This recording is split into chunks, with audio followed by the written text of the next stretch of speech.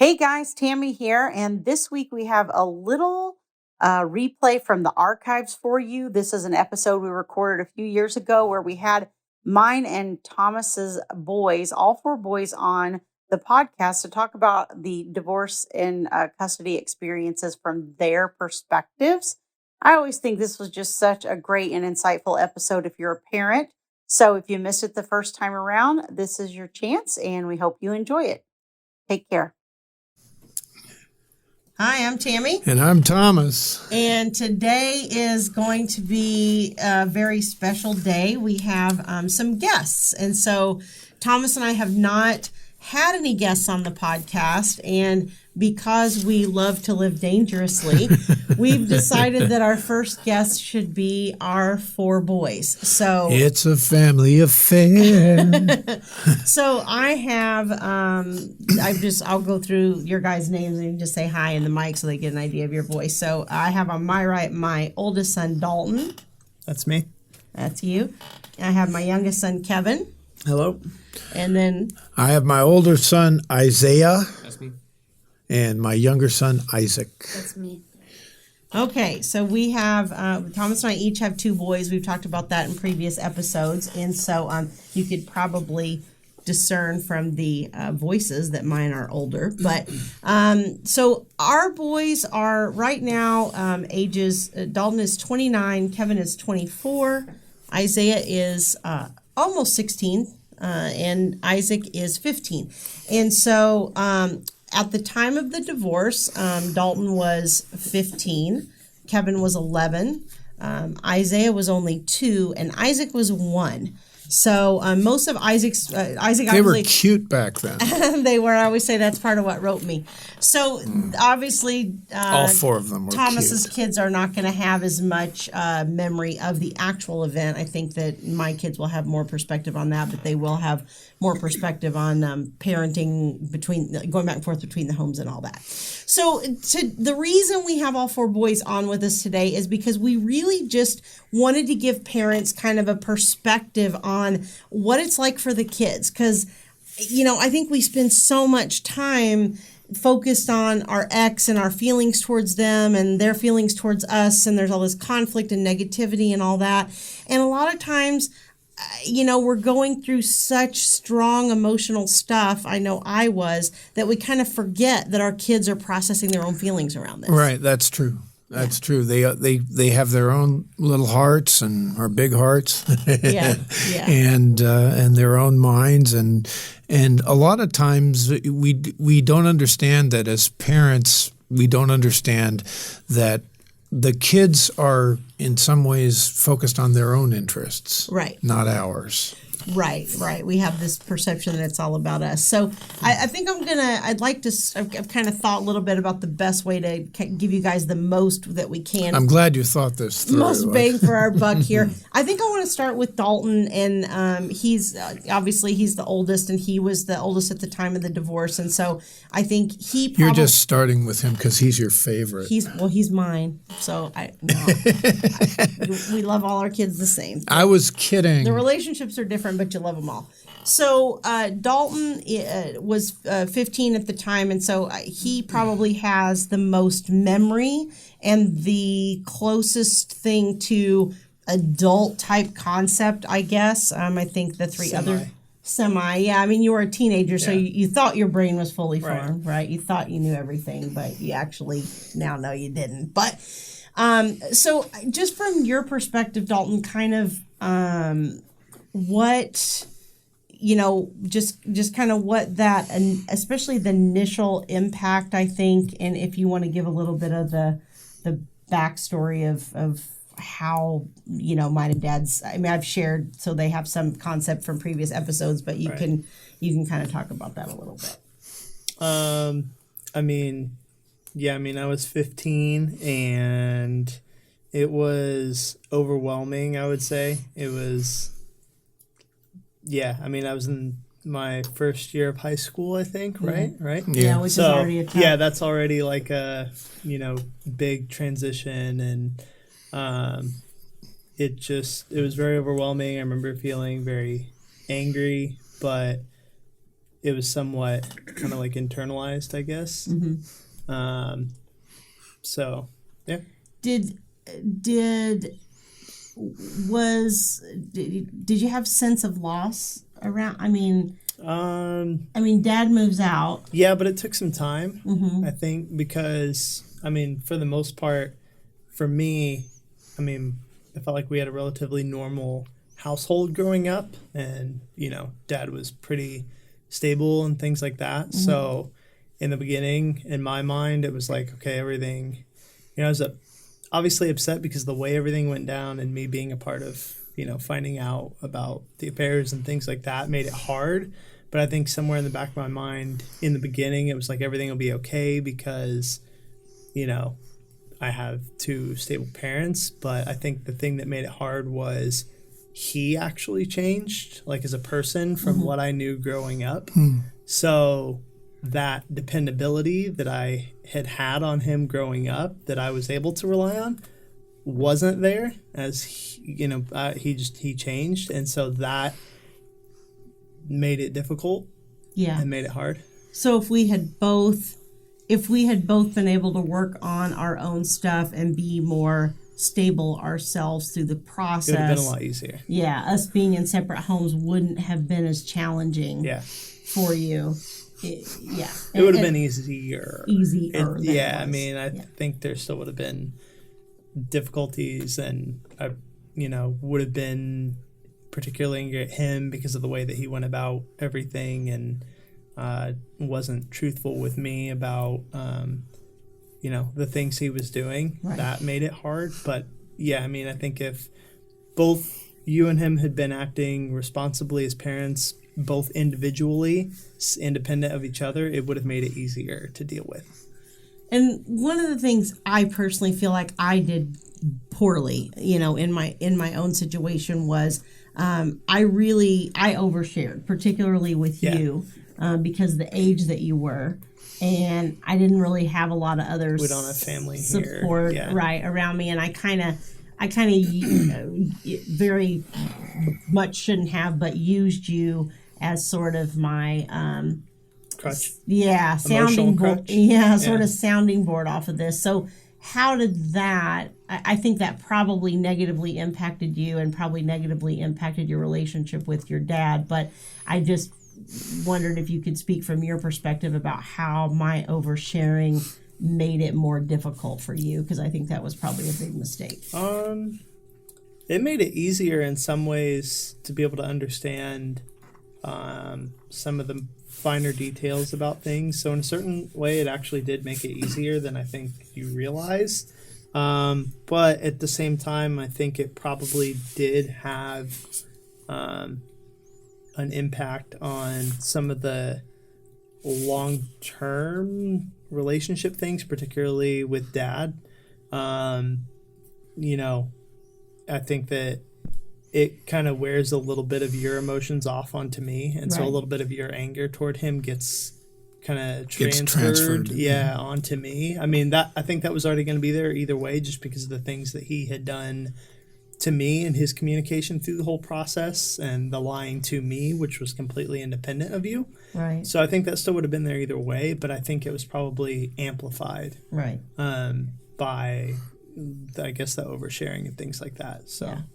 Yeah, so I think that's one of the things that I particularly did. My earliest remembrance of Dalton, because I got involved in their lives fairly early. Daryl, we'd been separated about 7 or 8 months when you and I met, so Dalton was closer to 16 by the time you met him. But And I remember him sitting in the car next to me. I was driving him somewhere, and he had rap music on, and he was mouthing these words, and he just seemed to me so closed and like, and I was thinking, wow, there's going to be a tough nut to crack. Yeah, there was a lot of anger. I mean, I've shared that my ex-husband had affairs and things, and Dalton, discovered some of that, and so there was a lot of. I think 15-year-old boys are already somewhat angry, but we added a whole new layer, and it's kind of interesting because as we're recording this now, Isaiah is the age that Dalton was at the time of my divorce, so it's a little bit different perspective. So, Okay, so then we'll move to Kevin, who was 11 at the time. Kevin 11. Kevin 11 at the time of the divorce, and I think that I don't want to put words in my kids' mouths. I want to let them speak for what they are, but I think that Kevin was not as aware of the affairs and that type of thing, so he didn't have that level of anger towards his dad. His relationship with his dad, I think, survived the divorce the divorce years a little bit better than Dalton's did. But I think you went back and forth too more, Kevin, whereas Dalton tended to stay in my home more just because, he was 15, his friends were there, his whole history was there. I played travel basketball year round. Yeah. So you had a lot of things that kept you there. And I think a lot of time commitments already. Right, and right. trying to balance that with going back and forth between two houses was kind of just a little bit unrealistic and hard to manage. Yeah. So Kevin did start transitioning and doing some of that. So did you have a similar thought as your brother of like, oh, they're going to live in separate houses, but it's going to be okay? Or how did that hit you? No, I mean, I think I had a little bit more of like all of a suddenness. Like, obviously, the conflict in the house between you and Dad got worse. Right. Like, I knew that. There were some fights where I was either in front of or saw or a part of or whatever. But as it was actively happening, like, I didn't have as much of being told, like, your dad's having an affair. And, I was younger, so I wasn't as much, like, aware of what that means. And it's not like, he's moving out now, because he moved out before you ever talked about divorce a couple times or whatever. And so it was just kind of all of a sudden like, okay, your dad's moving out. And it's like, okay, well, what does that mean? And so I think, like, more than anything, there was anger towards everybody. Like, I wasn't mad at Dad specifically. I was mad at Dad because he was being rude and yelling, obviously, and stuff. And he was the one moving out, right? So many words came into my mind that I didn't say. Whatever. I'm trying not to use those words. I know. It's your dad. Right? So he was being, aggressive and everything towards everybody in the house. Like, not just you. When you were gone, he was more aggressive and quicker to punish me and Dalton.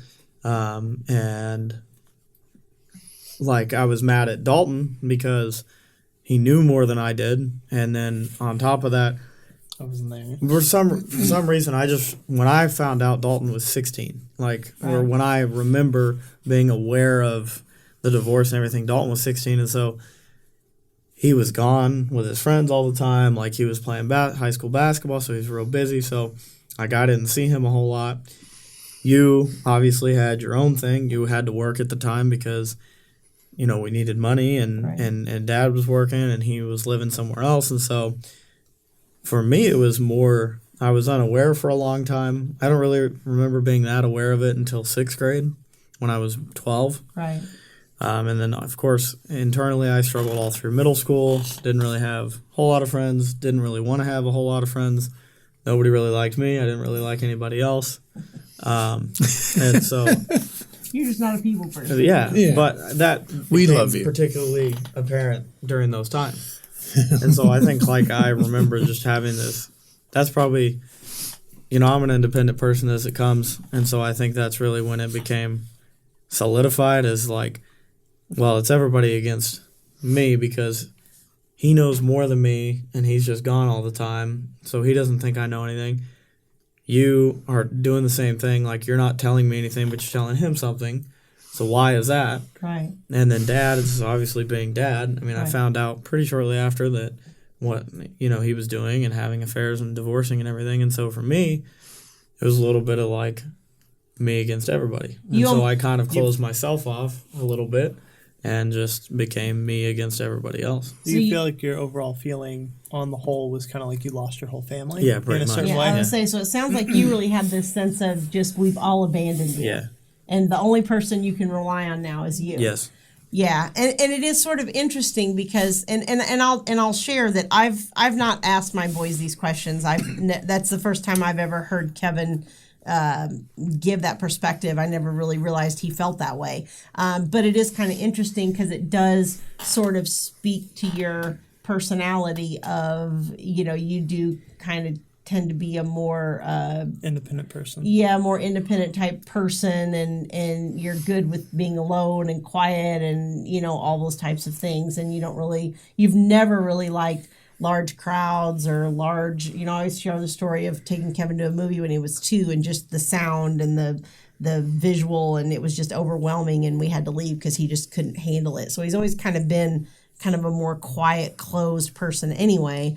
But it seems like something clicked inside of you that said, ultimately, push comes to shove, I can only rely on me. And as I look back, I think another thing that it did was that I had to grow up in that moment, 5th or 6th grade, whatever age I was, I had to grow up in that moment.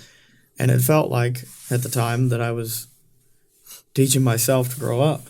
Right. And so from then on out, I didn't like everybody else around me because I wasn't in a kid's mindset anymore. I wasn't allowed to be a kid anymore. And so because everybody else was a kid and acting like a kid, it bothered me.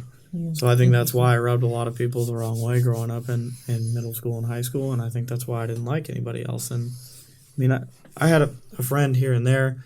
I had, basically 1 or 2 good friends through the entire time. Jake and Jake, yeah. And, Yeah. Right now, world's named Jake. And then Steven as I got into high school and stuff. But outside of that, yeah, it was hard for me to be friends with a lot of people or talk to a lot of people. I just didn't want anything to do with anybody. Do you think, I know you said that, that's because you feel like you had to grow up and people were still kind of being immature. Do you think there was also a portion of it that was like, I don't need to make friends because ultimately people just abandon you anyway? No, it wasn't as much like skepticism of people in that way, but it just like, I knew that from then on out I could rely on myself. Right. Because it felt like I got myself through this. That's when I started playing basketball a lot, and I would go to the school and shoot for hours on end when I was 11, 12 years old. And that was my way of dealing with it. And so I taught myself how to get through that. And so I didn't need anybody else. And, still to this day, I'm married with 2 kids, and I've learned now how to...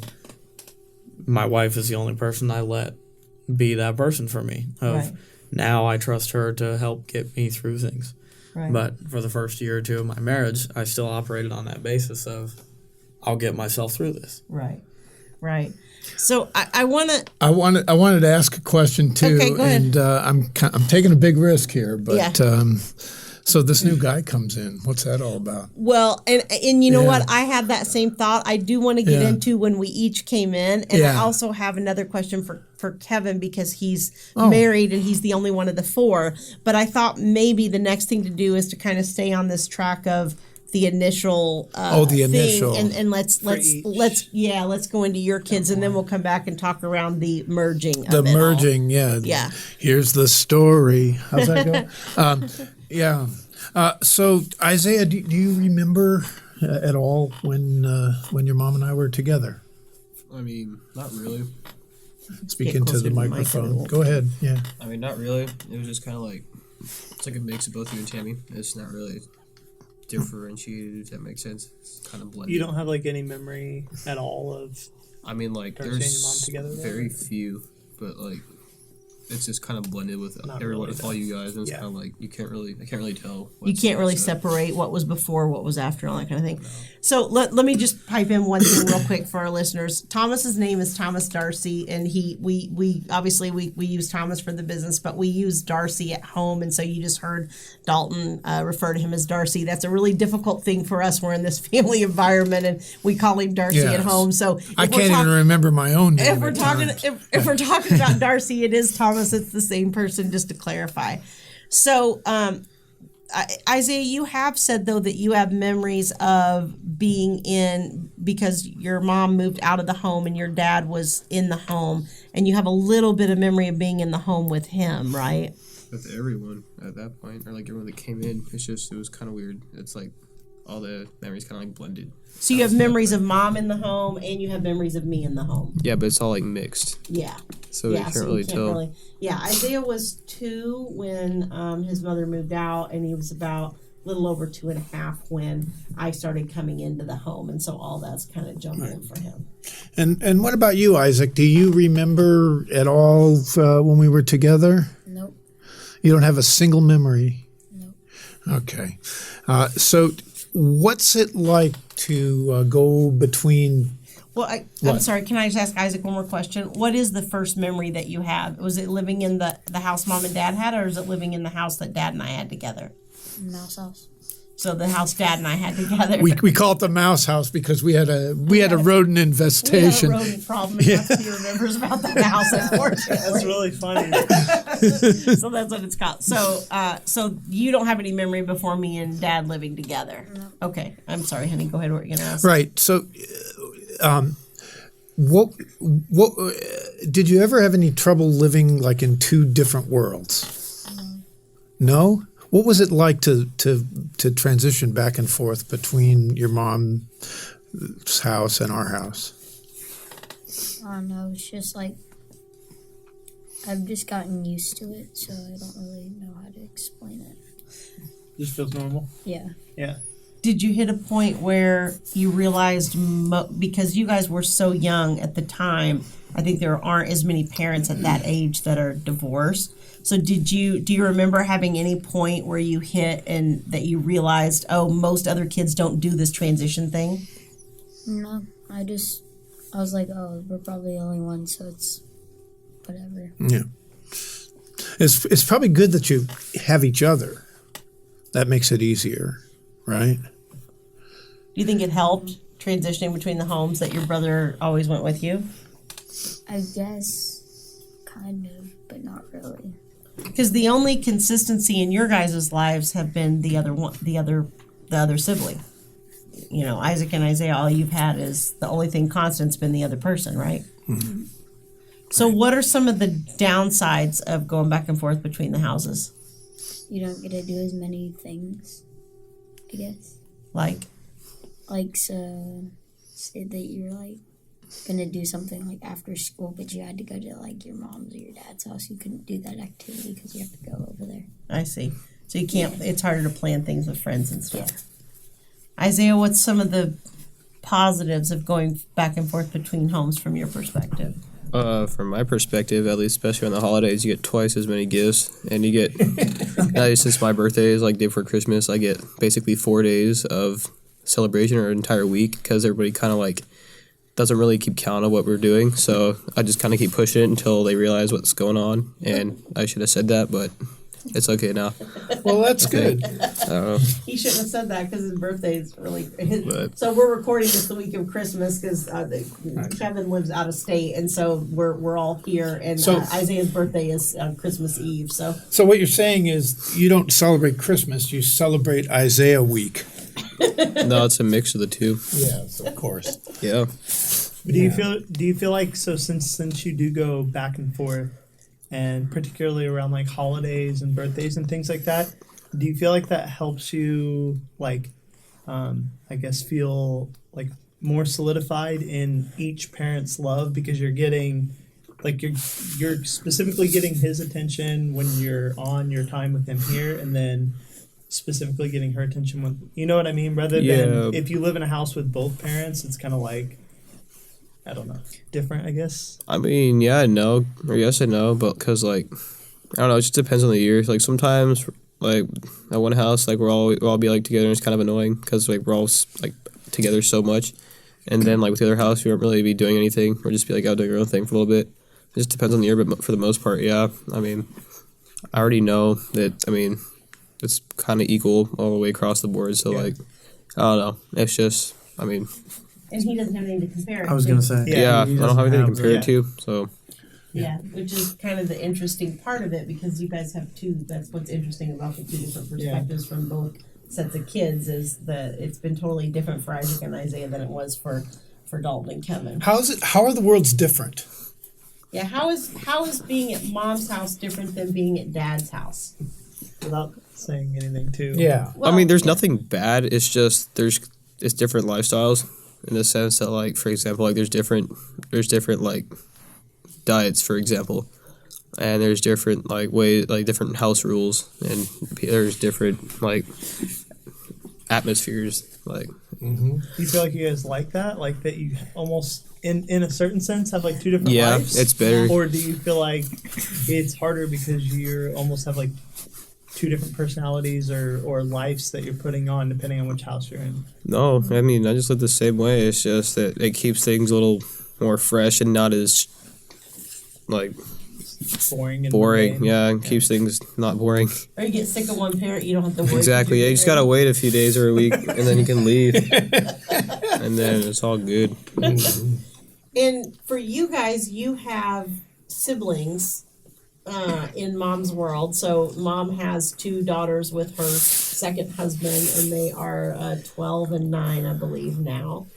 And so, and then you've kind of had siblings in our world in the form of having Dalton and Kevin as stepbrothers, although I know that's a little bit different and there's a big age difference. But do you feel like your relationship with your sisters do you feel like your bond is as strong as it would be if you lived there all the time?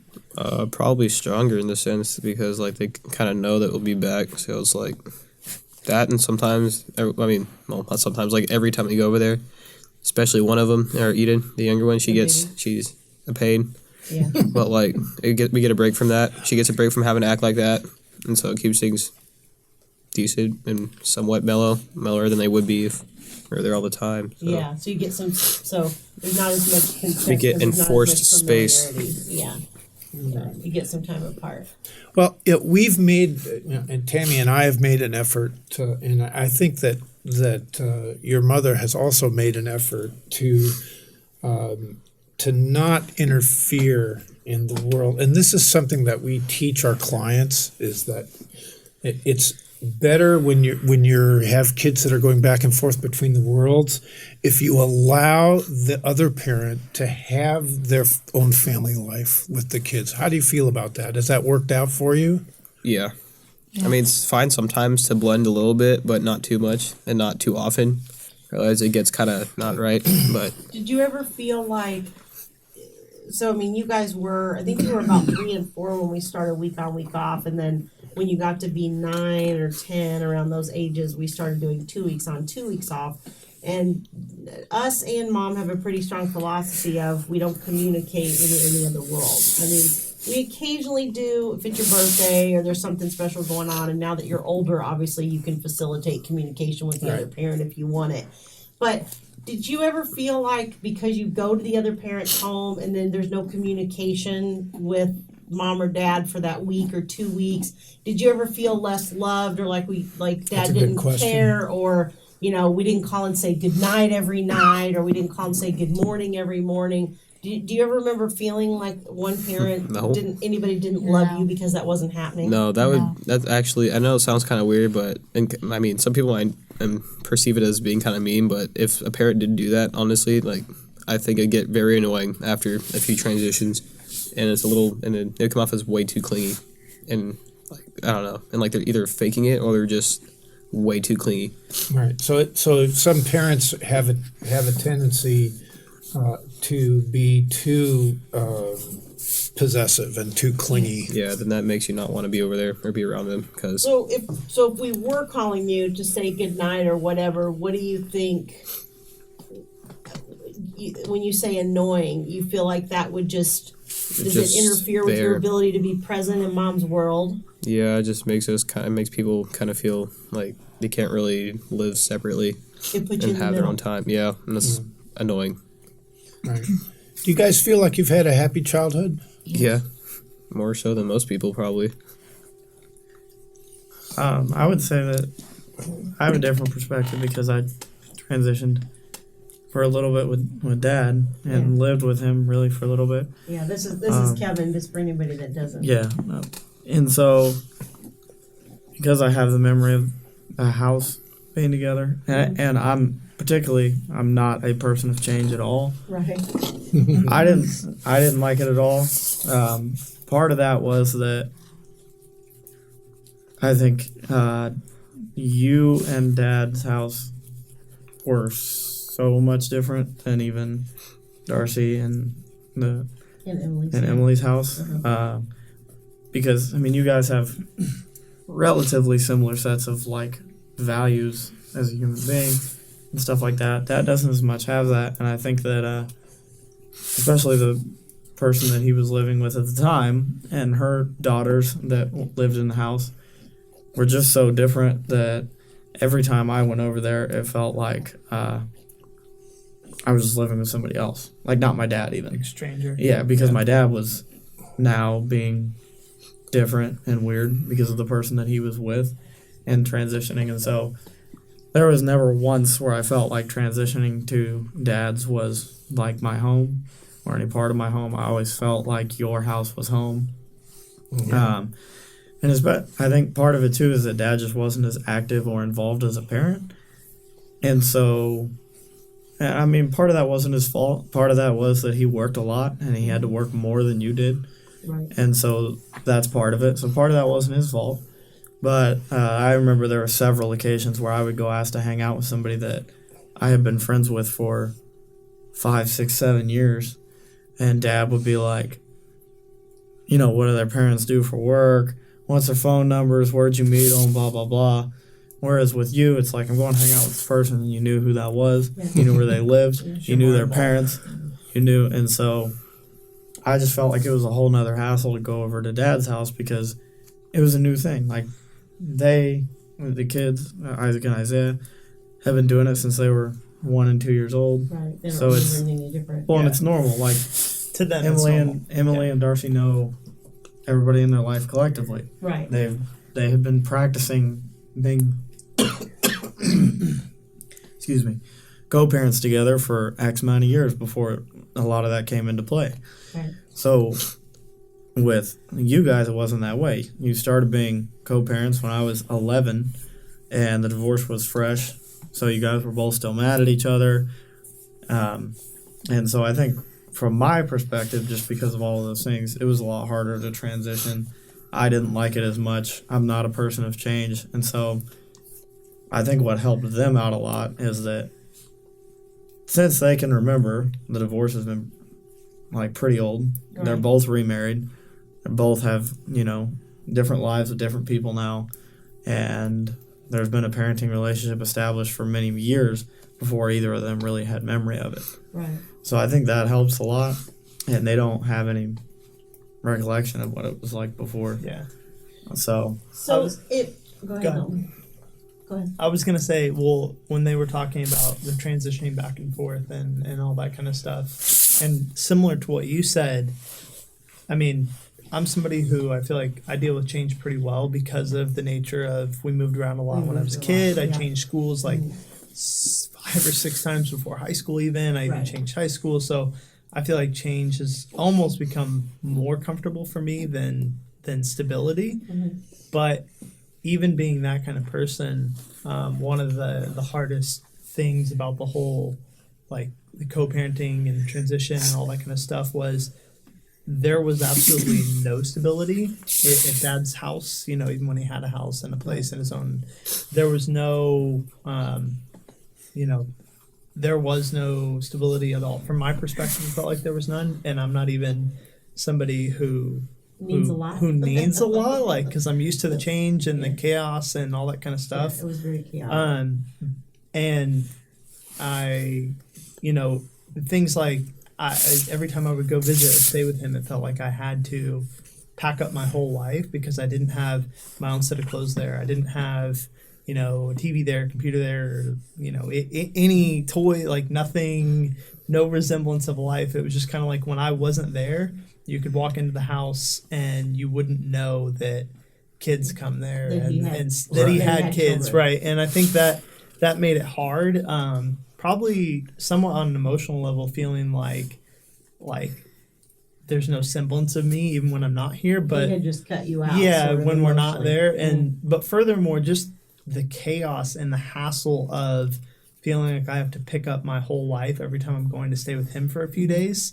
Not feeling like you said, that I have a home there, really. It's just kind of like this place you go visit every week, or for me it wasn't that often because I got fed up with it pretty quick. But so I think that's super important, is to have the stability and making the kids feel like they have their own dedicated space and home and things and clothes, and making a real life for them there, whether they're there or not, and making that transition as smooth as possible is important. And I think that's part of what contributed to the conflict between me and Dad. That's what I was going to ask Kevin, is what could Dad have done if you're a dad in that situation and it's not going well? What could your dad have done that would have made you be more comfortable being there, wanted to be there, wanted to spend the time? Well, that's what I was going to say, is that, in case, for those of you that don't know, I do editing for the podcast, so I've listened to every single one of these episodes. That's a lie. 'Cause I do the video all editing. Mom, all the time. Yep. So, and I've heard you drive home 2 points that really hit home for me here, and the one is that you need to be, like, on a speaking level with the other parent. Like, you need to be able to function as a co-parent with the other person and make it comfortable to where you can talk about kind of the things that happen in the house and make it somewhat similar to your house. And then on top of that, you relatively need to have separate sets of things. So when the kid comes there, they can wear the clothes on their back and the shoes and whatever. But that's it. If, mom has an Xbox, try and get an Xbox.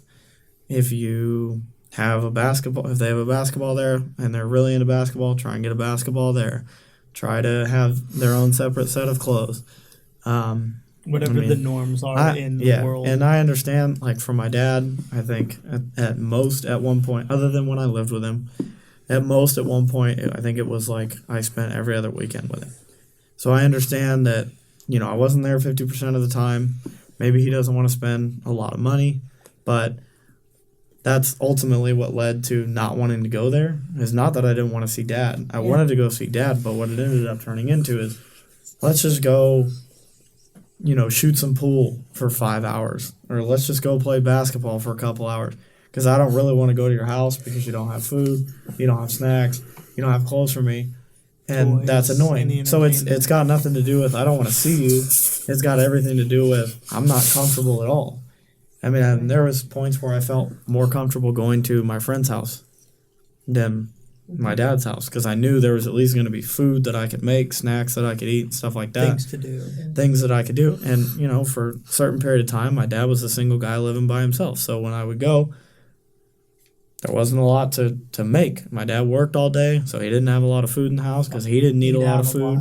He would eat out a lot, or he would have things that needed to be prepared on a grill or something like that.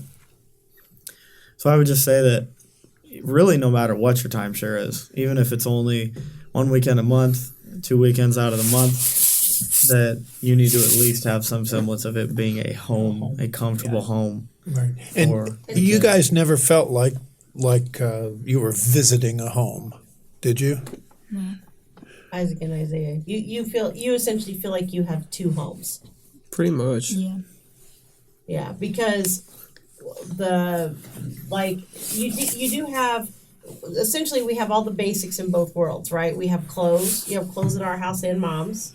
You have toothbrushes at our house. Can't speak and audibly. Mom's. You can't just nod your head. You got to answer me verbally. You have shoes. You have all that stuff. But there are certain things that you have in mom's house that maybe you don't have here, or you have here that you don't have at mom's, right? Yeah. For instance, we have surfboards. And you don't have those in mom's, so if you're going to surf, you usually take surfboards to mom's. Mm-hmm. You have video games and things at mom's that you don't have at our house. So some things are different. But for the most part, every time you've transitioned, it's essentially just the backpack, right? Mm-hmm. And that's it. And we've shared this before, that when your kids are gone, they have a room, it's their room, it sits empty.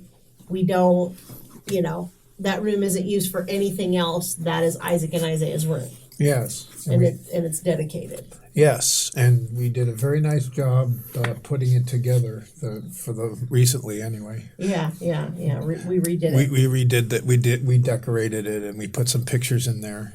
And Yeah. Go ahead, Dalton.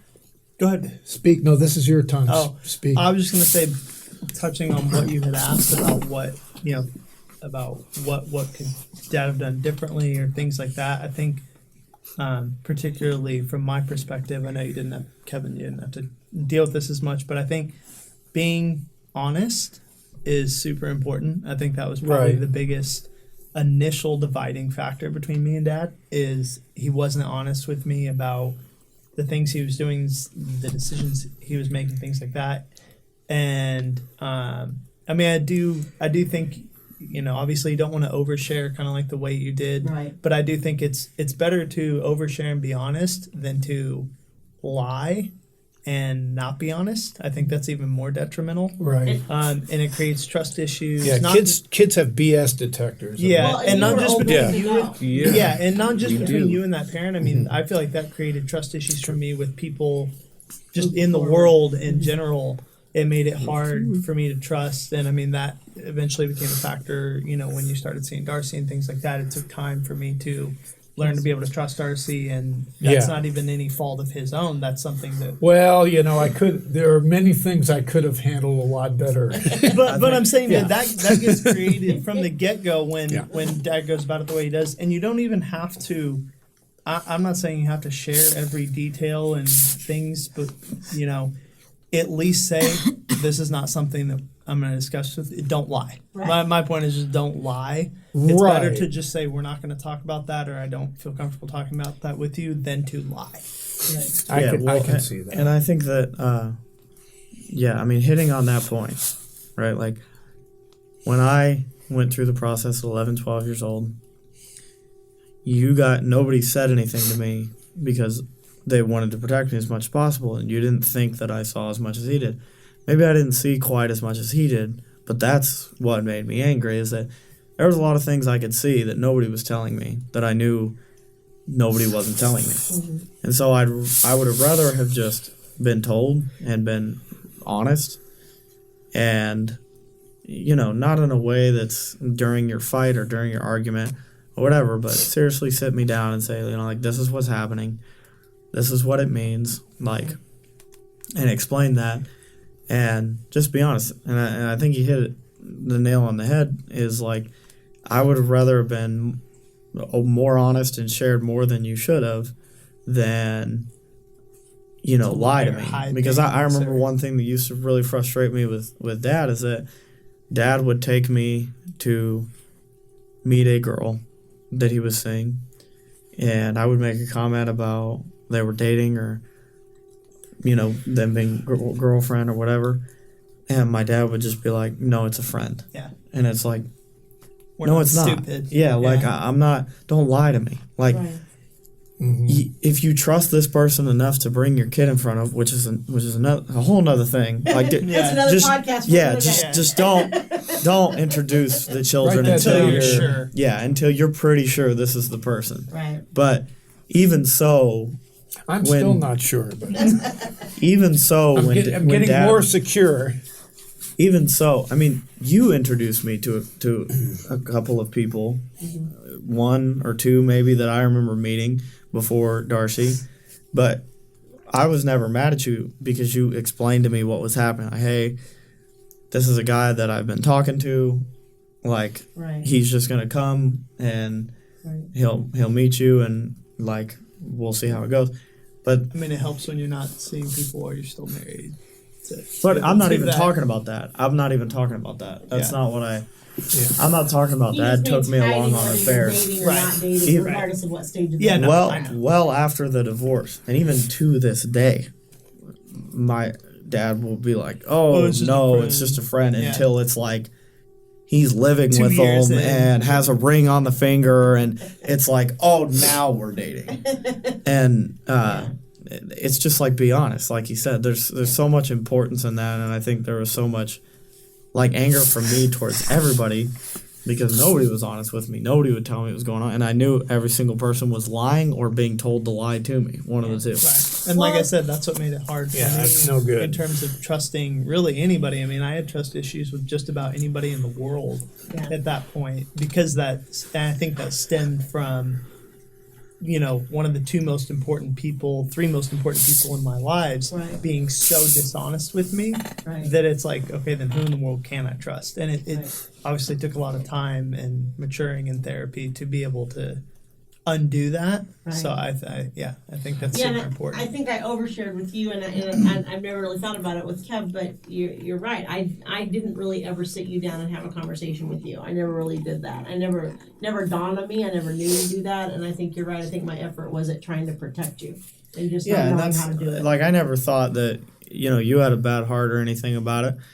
Like I never thought that you were intentionally not sharing, and so if you're a person that's gone through divorce and you didn't share, and like your kids will grow up and they'll learn that your heart was probably good in it, that you were just trying to protect me. And I know that's what everybody was trying to do, is just Right. protect me. So I don't have any hard feelings about it, but in the moment it didn't feel that way, and I didn't want to be protected. I just wanted to be told the truth. Right. Because regardless, there's no hiding that my dad doesn't live in the house anymore. Right. There's no hiding that my dad is seeing You were gonna other have to deal people, with it one way or another. and there was really no hiding of how upset you were about it, Right. no matter how much you wanted to share, hide it from me or whatever. Those things I knew, but then nobody was explaining why. Right. And so in the moment is what caused a lot of the, anger and whatever, sadness or whatever happened. Did you have another question? I feel like you're. I wanted to ask. I don't know Yeah, go ahead. how long we were going to I go don't on know, this I didn't have the podcast. timeline, It's getting but it's I'm getting sure pretty it'll be long, longer but than that's Yeah, okay. This is going to be longer than normal, probably. But. Right. So I just wanted to ask the two of you, and either one of you can answer this or both. Give some advice to parents that are divorced, give us some advice that we can take Or home. maybe what are maybe one or two things you think mom and dad have done well, and what are one or two things that you feel like they could maybe do better? You gotta speak up a little bit. Any thoughts about it?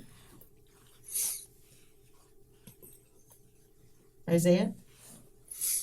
I mean, they've done well at keeping things pretty mellow and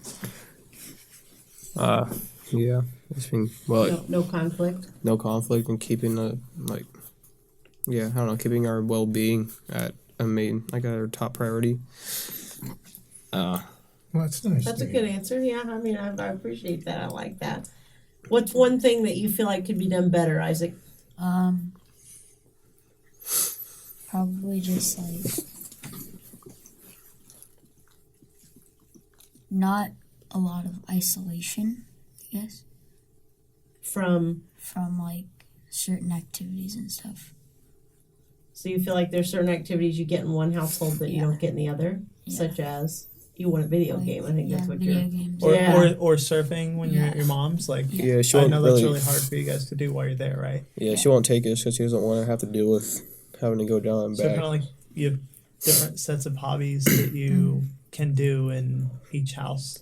Yeah. And you wish it could be more consistent. The other house supported the other hobbies more.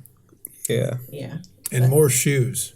I think that's a lobby for a video game, though, which I'm not sure is happening in our house. But anyway, good try. No, I think that's well taken, and there's a certain balance that you have to strike between having we have our own family rules and traditions, and we allow my ex-wife to have her own rules and family traditions. So, whether it's a good idea, we probably could have conferred more and made the worlds more alike.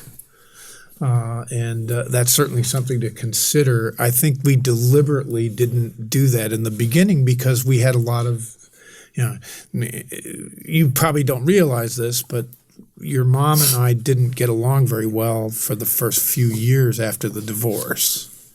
And to her credit, she has made it a priority to get along with me, and I've made it a priority to get along with her. So things have gotten a lot better. Right.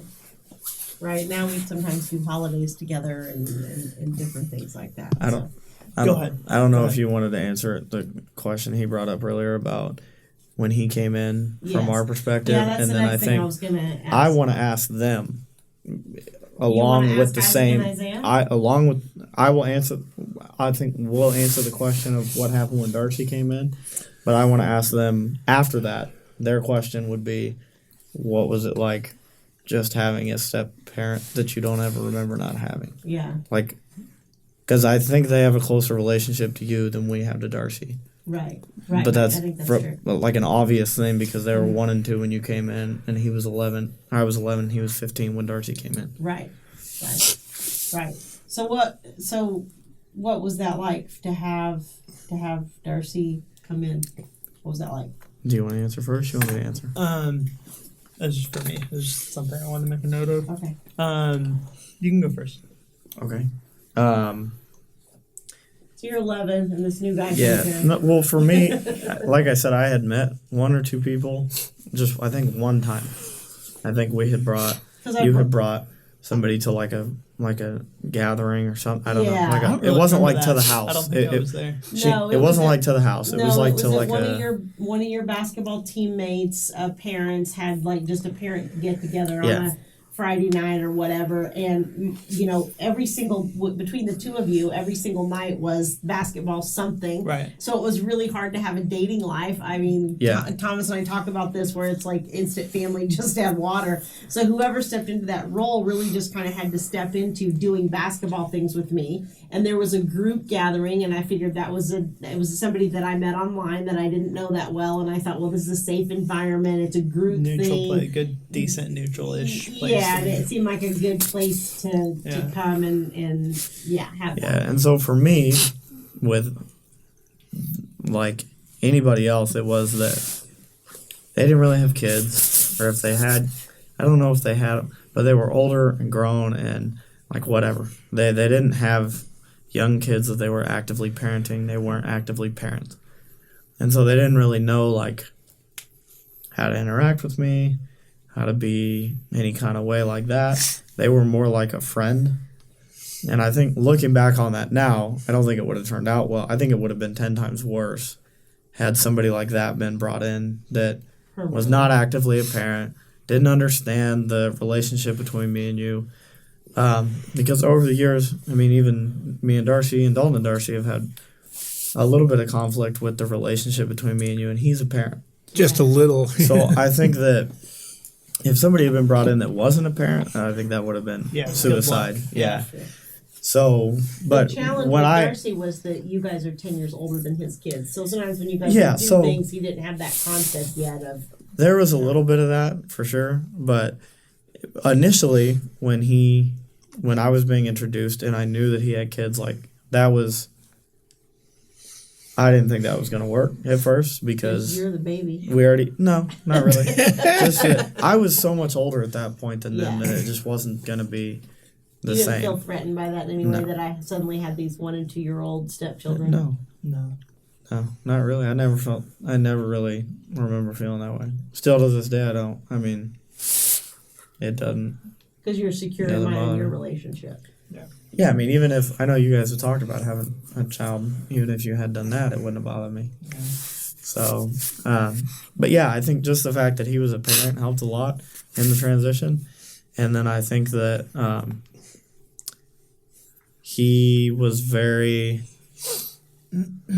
I don't know what the word for it is, like non-confrontational or just pretty easy to get along with. Yeah, he's pretty easygoing in certain regards. And we had as much conflict as we did. And so I think, if you're a man, especially, I think this is hard for, because I'm a father now and a husband, and I think it's pretty hard to not be confrontational because you have always been the man of the house. You feel like, it's your job to kind of set the tone of the house. And so I think it's, in a step family, it's very important to be a little more non-confrontational until you get pretty far into the relationship of living together and being married and that kind of thing, because I think that's the only thing that made it survive. We still had a lot of conflict, even though he was non-confrontational. But I think that that was a big thing that helped. I wasn't always it's non-confrontational. hard. You were non-confrontational compared to both my mom and my dad. Yeah. That's why mine and his marriage survives too. So, and obviously we learned to be that way because they were that way. They were very confrontational, and so we were very confrontational at the time. And you weren't. And this is the thing: is that when the step parent comes in, when Darcy came in, like he wasn't my family. Right. He wasn't family to me at the time. Right. And so I didn't have as much of a problem of saying disrespectful things or mean things or whatever because you're not my family at this time. Right. Now, as it went on, and obviously now I have nothing but love and respect, and it's just as much family as anybody else. But in the initial stage of meeting that person, you have to remember that you love this person, Right. and you're falling in love with this person, but your kid didn't have that choice. Yeah. Your kid is just being forced to live with this new person that you don't know, Right. and that they don't love. Like, they're not going to love them Right. initially, and it's going to take Right. a lot of time of living together and sacrifice and stuff like that. It sounds stupid, but part of it was that he would make me breakfast a lot. Like, that was part of what made me, like, be comfortable and feel like he was my family. Right. He did. Well, He did things that he knew were things that were important to you. Yeah. Food's a big thing for you. Yeah, and then the other, You're the eater out of you and Dalton. the other, So, the other thing, the last thing I'll say is that I see a lot of parents that force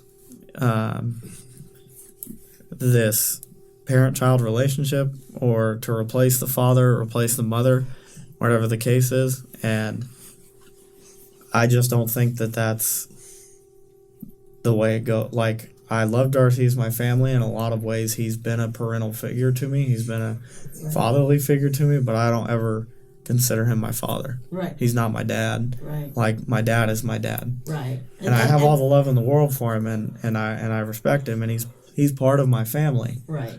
But it's just not the same. It's not the same relationship. Right. He's a fatherly figure to me. He's But not I your dad. think being forced to call him dad would be just weird. Yeah, and hard for me. well, and I think that relationship development takes time, Right. and if you try to force it and thrust it upon a kid, you're actually, I feel like, creating less of a likelihood that relationship fully develops and Right. that appreciation comes through. And to your point earlier, I think that that love. So with children in general, when you have a child, that child's normally, under most circumstances, they love their parents because Right. they're their parents. Right. And then when you have a step family, I think that our tendency is to think like, oh, well, this is now my stepchild, or we're all one family now. Right. And so children always love their parents. And I think that when it comes to step parents, that love is earned. Right. Whereas with regular children, or not your blood children, that love is just there from the get-go. Right. And you don't have to do anything to earn Well- it. You can do things to lose it. Well, I think you do earn it though, even when it's a child that is your child. You still earned it. It's just that you earned it through years that the child doesn't remember, Right. of feeding Right, and right, changing right. diapers Right. and all those kinds of things, and that creates that bond. Right. And then when you bring somebody in, as when you're already like halfway through your childhood, Yeah. to your point, it takes time Yeah. for that relationship between you guys and Darcy to develop, Right. because he hasn't had the benefit of being there.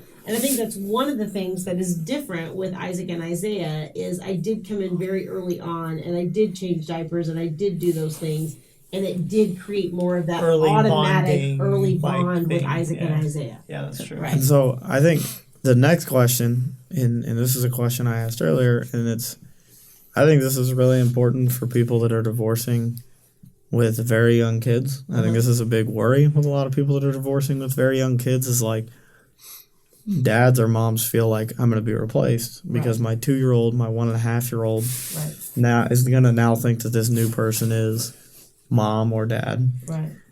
And I don't think that they feel that way about you. I don't think they think that you're their mom. I think that they love Emily, and Emily is their mom. And similar with Darcy, they have respect for you. They love you. But it's not the same thing as their mom. Right. And then same thing as just Darcy's their dad. Right. And they love their stepdad. Right. But I don't think they feel the same way. So Since my mom and your stepdad has been in your life for so long, like what is that like having 4 parents, and what's the difference between your step parents and your Emily and Darcy? Yeah, so Isaac and Isaiah, Kevin's question is, your stepdad and I both came in really early on, so neither one of you really have any memory of he or I not being here. Like, I knew the difference, though. It was just kind of weird. I kind of already knew the difference. It was, yeah. And how are your feelings for me and your stepdad different than your feelings for your parents? Are you able to? I mean, it's still somewhat the same, but I mean, I already know that you guys aren't, like, my original parents. Right. But it doesn't really mean anything because, like, I've kind of lived my entire life with you guys anyways. You guys have been taking up the role as a parent anyway, so it doesn't really matter. Like, the term step is just a filler name to describe, like, the position, I guess. Right. But in this case, it's not. It's just like having 4 normal parents, so it's nothing really. It's like having 4 parents. Yeah. And the pros are you get more gifts, but the cons are there's more people telling you what to do. Yeah, just more people are getting stuck up with whatever you're doing. Do you feel like, with you having, I mentioned earlier you have sisters with your mom and stepdad. Do you feel like there's differences in that home between you and your sisters? Has there been issues around that? Do you feel like they're treated any differently than you, or? No. No. So you feel like your mom it's the same mom for all 4 of you. So you feel like your stepdad's been pretty good about being even-handed with the 4 of you and I mean, all that kind of thing. Yeah. For the most part. Other than, like, Eden being the youngest, I mean, I think with all parents, their youngest kid out of 4, they probably don't really do anything. They're not really lenient. Or not, well, they are lenient with, like, pretty much everything about them, which is what happens over there. Yeah, she's But, the like, baby. So, yeah, but no that would one really probably cares, happen if so. you had the same mom and dad. Just Yeah. because she's the baby. Yeah. What was it like having me and your stepfather coach you together in basketball? Oh, it was pretty cool. Did you you guys were young when we had you in some of the sports where dad and your stepdad coached together. Did you realize at that time how high a level of cooperation that was? No, but I knew it was a pretty decent level, but I didn't really know. I still don't really know, like, entirely how high it is or was, but. Do you have conversations with? Have you ever had conversations with friends where you realize their parents have their separated or divorced parents have a lot of conflict? Yeah, that's pretty much all of them. So the vast majority. Assuming their parents even still talk to each other or still around here. So Yeah. You think that makes that? Do you think that has a huge impact on the child? probably, yeah. Okay. Well, All right. Well, I guess Kevin, do you think you have any unique perspective as being you're the one of the 4 children that's married at this point? So, and you have 2 young daughters, and so do you think that has that marriage and relationship brought any different perspective onto the divorce situation? Yeah, I mean, I think I was just sitting here thinking about the advice that I was giving as far as when a step parent comes in and dealing. And I think a lot of that is because we were boys, and I have 2 little girls, and they're just completely different than little boys. Yeah. they are. And so I think with girls, if you're doing that same thing, I think it's even more important as a step parent to come in and be soft and be gentle, because girls are a lot more about connection and relationship. A little bit more fragile. They're a little bit more fragile emotionally, and so with a boy, with me and Darcy, me and him fought, and then he made me breakfast, right? Like, it was over. Yeah. But that doesn't really happen as much with a girl. Like, you How have are you gonna solve this problem? Well, it's not just like a one-time apology. It's like with a girl, it's more of a consistent thing. The emotions You of have it to- stick Yes, more. you The have to pain consistently sticks more. be more. So I think when you're going in, especially if you're a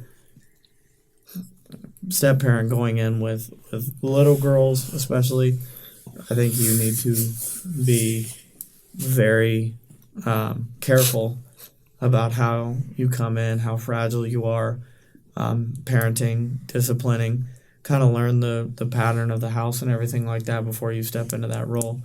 And I mean, I don't think I had a normal perspective from a divorcing kid because I've worked in it now for 6 years or so.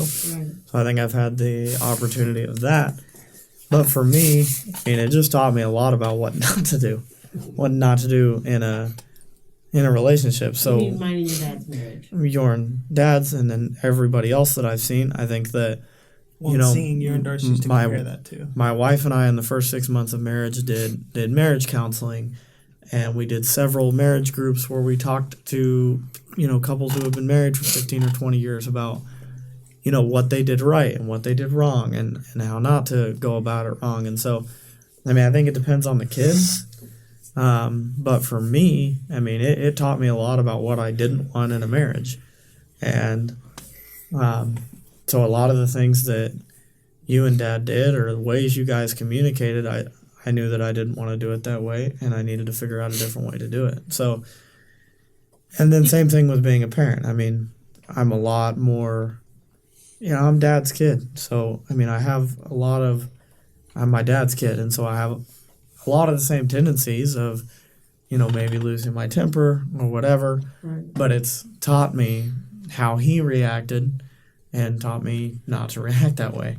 So, I'm a lot more level-headed and even keeled than I think Dad was when he was my age. Most of that is because I was given more information than my dad was at my age. Right. Do you think Darcy coming in at the point he did gave you, because obviously mine and Darcy's relationship is not characterized with all this conflict, and not that we haven't had any. There was some. It was more in the beginning, but we've moved through that. Do you think did that give you a different perspective of like how married couples interact, or just something different to see? I think it was more than anything. It wasn't the lack of conflict compared to your and Dad's conflict or relationship. It was that you guys worked on it. And, Darcy was always willing to come back and say, I'm sorry. Right. You were always willing to come back and say, I'm sorry. And then figure out why the problem happened and fix the problem. Whereas with Dad, you guys fought and then were mad for 2 or 3 days, and then it just went away because it went away. It never got solved. The Nobody problem was was ever never willing to look in the mirror. Yeah, and with you and Dad. nobody ever communicated. And so I think the major difference was not necessarily that in the beginning you guys didn't have as much conflict. Your conflict was different. It wasn't as, mean or explosive or whatever you want to call it. There wasn't as much yelling, and there wasn't as much just straight up insulting. It was like you were fighting. Good times. You were fighting over something that was legitimate, Right. that there was a disagreement about. It wasn't just something random, like not getting enough Taco Bell sauce or something. Like it was something serious. Like the kids need to be disciplined in this way. Right. The kids need to be disciplined in this way, or they don't, or whatever. So it was something legitimate that you guys were fighting over, and then when you would make it not about the fight, you would come back and apologize and try and fix the issue. And so I think I saw a lot of that. And then on top of that, like he said, we were put in counseling, and Ann taught us a lot about just, conflict resolution and how to talk about it. And so I think I got a lot of from that with my wife now, of that, when we argue, it's because of something that is meaningful. And typically we're not yelling and cussing and screaming, but we learned how not to do that, partially from me going through what I went through, seeing what it could be in the bad way and what it could be in the good way. Right. And then from the foundation of my marriage, we worked on our communication, and we did all of that out of learning from the failed marriages and successful marriages around us. Yeah. So, for me, I think it just made me a student of what I didn't want to be and what I wanted to be. Yeah, I find doing this work also it helps me to understand what can go wrong in a relationship. Yeah, we definitely have all the makings of how not to conduct your marriage. Right. That should be an episode in and of itself to help people who Right. are trying to work through it. Okay, well, any last words of wisdom? I think we've covered about everything we need to cover. I was going to say, I think one thing to keep in mind that I think a lot of parents don't realize, particularly when your kids are younger, is, and I guess actually, when your kids are older, is just that, in that how much this divorce affects your kids probably longer than it affects you, the person going through it, because even if you move on, even if you have, a stable life and you don't have to really interact with your ex, this divorce will always be a factor for your kids forever. Right. Even now with, Christmas coming up and things like that, like I have to figure out how to manage, creating time to visit with you guys, Right. visit with Dad and his partner, visit with my fiance's family. Right. Thankfully, her parents are together, so Right. there's Right, if only they were still there's only before. there's only three Right. people. But my point is just that it will always affect your kids. I mean, even things like birthdays, like you guys both live nearby, and if everything were decent and normal, and Dad was a little bit more cordial with you and things like the way that Darcy and his ex-wife are, Right. we'd be able to do things like going to dinner together, which was something that I had really wanted to do on my birthday. I'm turned 29 just a few weeks ago, and really the only thing I wanted to do was go have dinner with you and Dad and Darcy and everybody, and just all the people that matter in my life. And obviously you guys all went, but Dad didn't, because he's just still not at that point, even Right. though it's been God knows how many years. Right. But I think that that's something that parents don't think about, is how long this will affect your children for. And the more that you can make an effort to just try to have a normal, at least cordial relationship with the divorcing or the other person that you're divorcing from, the easier you're going to make it for your kids in the short term, in the long term, because your kids are going to have grandkids for you, and they're going to get married, and just Yeah, I mean, I always say that it's over for me at this point, because I'm remarried. I have another husband. Somebody else has stepped into that role. Right. But you and Kevin are still constantly dealing with the fact that we're in separate places. Right. And Kevin also, his wife is her parents are divorced. Right. And so they are So you do have the frequently four carving thing. out Yeah. for how we're going to get around to 4 places, and then heaven forbid that your grandparents and all those people are still around and alive, and it gets and I challenging. actually live out of state, and so when I come in, and my wife's family is relatively large as well, on top of that. So when I come in, I got to figure out time for my mom, my dad, her mom, her dad, and then her dad's whole family, basically. And so there's, 87 houses that I have to figure out how to go to. And it's stressful. this time And I'm you here can't for 7 combine days, any so. of them. Well, right, and that's Yeah. that was my You can't point. combine any of them Yeah. because nobody gets along. And that's my point, is like you said the other year, how we all had Thanksgiving together, that, with Darcy's ex-wife came over and we all did Thanksgiving. Right. And I mean, for you guys, I'm sure that had to be kind of nice to be able to have both your parents together. I know you said you don't like the whole mixing together too much, but I feel like for special events and holidays, it probably is nice to have both your parents together with you, like being able to enjoy Thanksgiving with both at the same time. Like, do you feel like that was nice, or do you like it better when they're separate? I mean, it's nice. It's just if you do that too much, then it gets kind of weird. Right. But in this case, it's nice. So. Right. And I think even more as an adult, I think that becomes, I don't know. It just something you want even more. Right. Right. Yeah. Because you realize. Right. You have more appreciation for it. Yeah. So Yeah. yeah. All right. Well, I know we've gone really long this time. We might have to break this up into Part two. one, part two. Yeah, we Yeah. can do part 1, part 2. But either way, whether you're listening to this all in one part or if we've divided it in 2 parts, whatever the case may be, it's a little over an hour. Thomas and I really hope, aka Darcy, we'll be calling him Thomas Darcy from now on, but we really hope that this perspective of having all 4 of our kids in is really just kind of giving you that view, maybe some things you haven't thought about, haven't considered from your kids' perspective. I can tell you I actually learned some things today about my kids' perspectives that I didn't know, and so Yeah, me too. I hope you can take that and use that in your own life to do some good. So if you have not rated or reviewed us in wherever you're listening to us, please do that. iTunes, Stitcher, Spotify. Please share this episode. You can go to divorceuniversityonline.com. Give us your feedback. If you'd like to see us do future episodes that involve the kids or have some ideas around that, let us know. Or just kids without us, or maybe just so they can speak freely. yeah, just the 4 kids that know us maybe is the solution. And so we hope that that this has been helpful, and we'd love to hear your feedback on the episode. So thanks so much for joining us. Yeah, and guys, thank you so much, all Yeah, 4 of you. We love you all. We love you.